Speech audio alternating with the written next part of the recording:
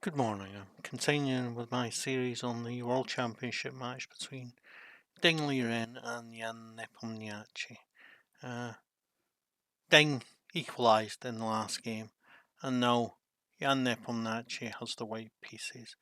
The championship was played in 2023 in Astana, the newly built capital of Kazakhstan. Okay, let's see what happens. D4, E6, the French defence. This is a more cautious and positional kind of opening from black. His idea is to let white build up a big centre and attack it with moves like c5 later. Obligingly, Nepo builds up the big centre and the E pawn is attacked. The knights develop to d2 to defend it. This is the so-called Tarrasch variation, named after the German chess master Siegbert Tarrasch. It is a slower method of developing, obviously, because the bishop is blocked in by the knight, but it's very safe.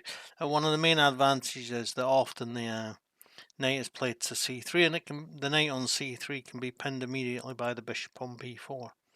It isn't as effective against c2 because if he plays bishop to b4 to pin the knight, then the pawn comes to c3, defends this pawn, and chases away the bishop, so it's more effective. And so this is one of the accepted methods to break down the Tarrasch defence is to play c5 immediately. And the knight comes to f3 to support the pawn.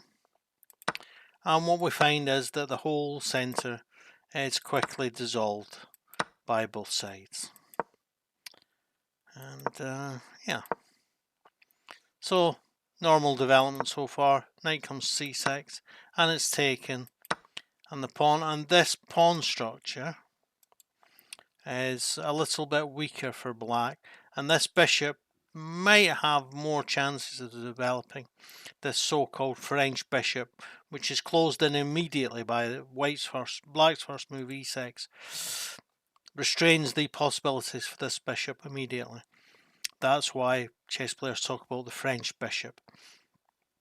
It can come into play here, but then again it's still staring at just one of his pawns. Can't come into play here yet because it's covered by the bishop, but it might be possible at some point to play a5 and then bishop to a6 to swap off the bad French bishop for the good Italian bishop, to put it that way.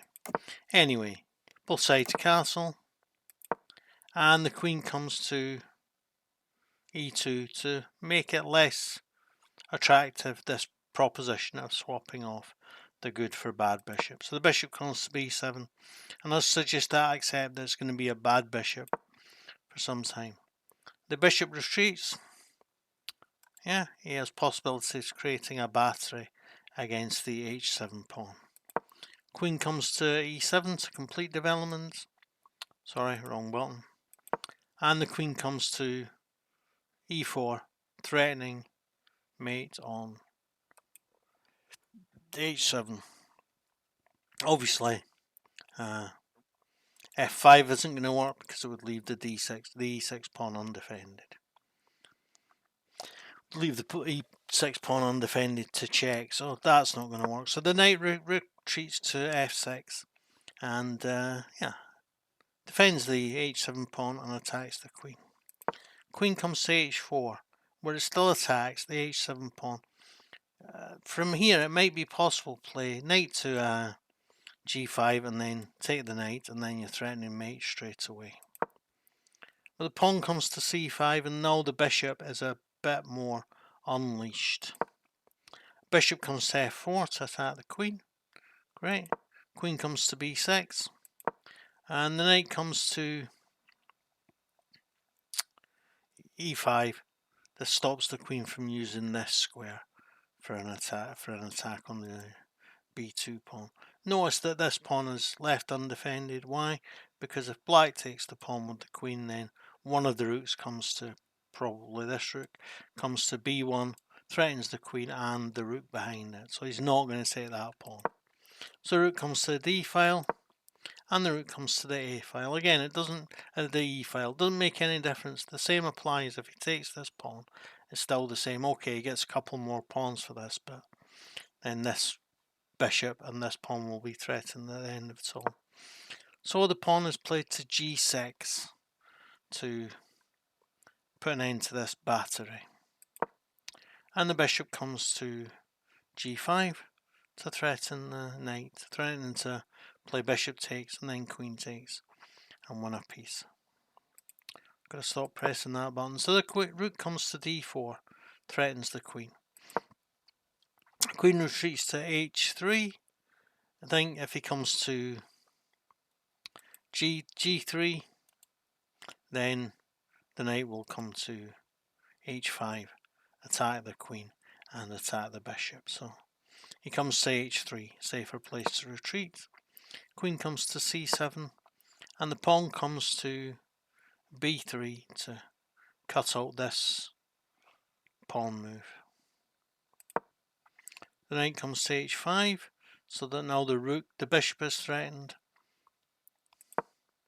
and he defends it with the pawn. Yeah. Okay, it might be possible to take. Takes with the bishop, takes with the rook. Yeah, that is possible, but you know, it isn't great. It does leave black fairly exposed. So he doesn't do that. He plays bishop to D6, threatening to take the knight. And the rook is chased away, and the knight takes the pawn. Now, he would have to carefully weigh up, is it worth playing rook takes, pawn takes rook, knight takes queen check, pawn takes knight, and then he's getting a knight and rook for a queen. It's not quite enough, and besides, this pawn will fall, and this knight looks a little bit weak. It isn't a good position for white, so of course he doesn't do that. He just gets rid of that knight. Okay, so that's an exchange sacrifice. He gives away the rook. He's picking up this bishop. An exchange sacrifice is something that's fairly common in chess, and it's worth taking a little minute to talk about the circumstances in which it's good and circumstances in which it's not so good. I think it's just about okay here, not great. What is in favour of you playing the sacrifice? Well, you don't just get a knight for the rook. You get a pawn as well. So a knight and pawn is worth 4 points, and a rook is worth 5 points. The material is fairly even, and in this position, after white takes the rook and black takes the bishop, white will end up with 2 active bishops in reasonably good positions on a wide. Black will end up with 2 active bishops in a reasonably good position on a wide open board. These are things that make the exchange sacrifice attractive. I'm not saying it's correct. I'm not saying that this is a circumstance where you should, but these are the circumstances in which you can expect a grandmaster to be weighing up the possibility of an exchange sacrifice. And I say to students when I get the chance that when you learn to play an exchange sacrifice for positional reasons, then you can begin to say, wow, I can play chess. I can really play chess here. Is this right? Well, let's see what the analysis says. I'm guessing it's going to say about plus 1.3 to white. Nope. It says minus 0.24. It says rook takes d4 is a brilliant move. So yeah, the circumstances are good for this exchange sacrifice. And the rook is taken, and the bishop takes. He's threatening also to win this pawn when the rook moves.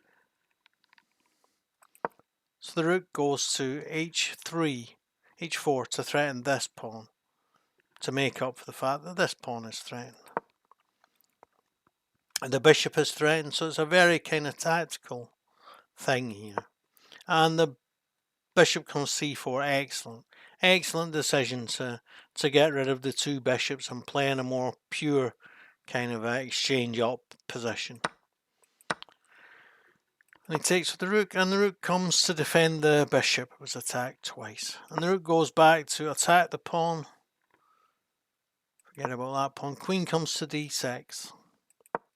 He doesn't take the pawn here. It's probably not worth it. It's a bit risky. Pawn comes to h5. Okay. Good to get it safe now.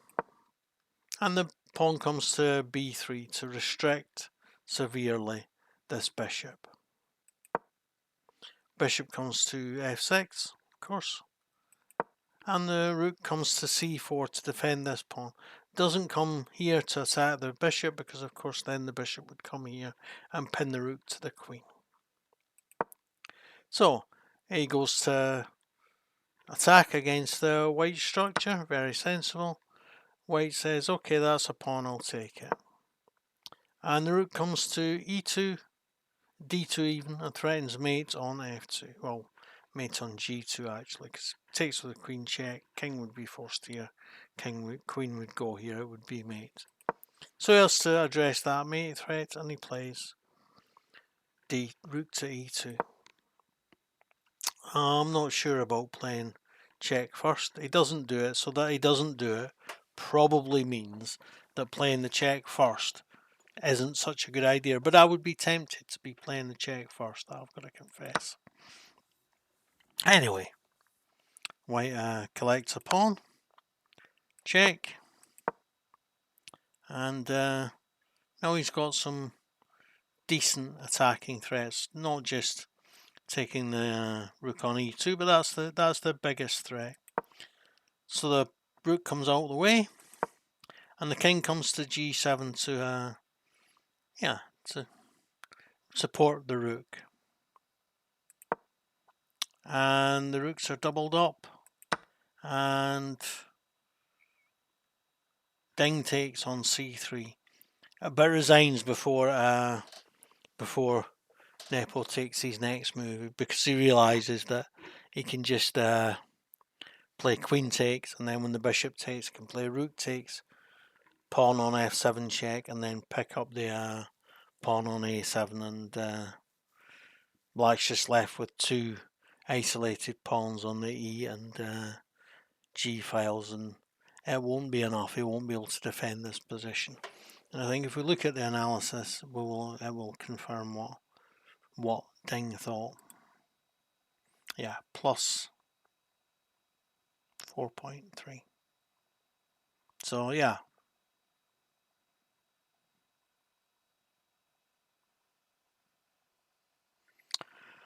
So yeah, and Nepo has taken the lead again in the match. Yeah. Don't forget to like, share, comment and subscribe to my videos. Thanks. Bye.